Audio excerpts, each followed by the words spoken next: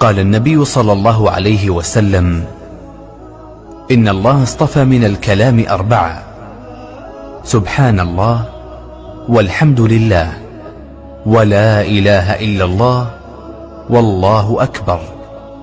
فمن قال سبحان الله كتب له 20 حسنة وحطت عنه 20 سيئة، ومن قال الله أكبر فمثل ذلك، ومن قال الحمد لله رب العالمين من قبل نفسه كتبت له 30 حسنة وحطت عنه 30 سيئة.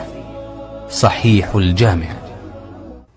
قال النبي صلى الله عليه وسلم: إن سبحان الله والحمد لله ولا إله إلا الله ينفضن الخطايا كما تنفض الشجرة ورقها.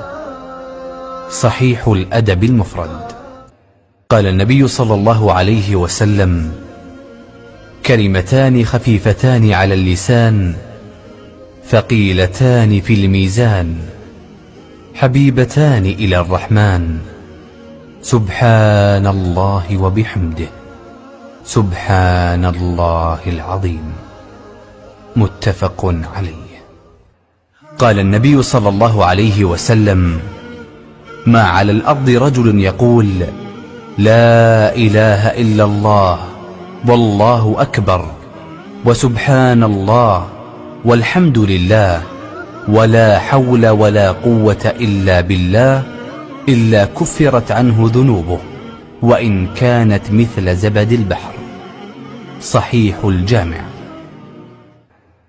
قال النبي صلى الله عليه وسلم: أيعجز أحدكم أن يكسب كل يوم 1000 حسنة؟ قالوا: كيف يكسب أحدنا 1000 حسنة؟ قال: يسبح الله 100 تسبيحة فيكتب له 1000 حسنة أو يحط عنه 1000 خطيئة. رواه مسلم. قال النبي صلى الله عليه وسلم: من قال أستغفر الله الذي لا إله إلا هو الحي القيوم وأتوب إليه غفر له وإن كان قد فر من الزحف. صحيح أبي داود.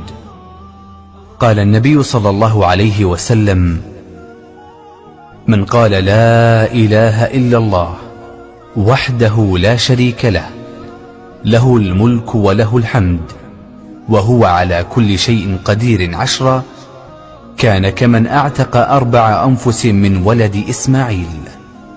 رواه مسلم.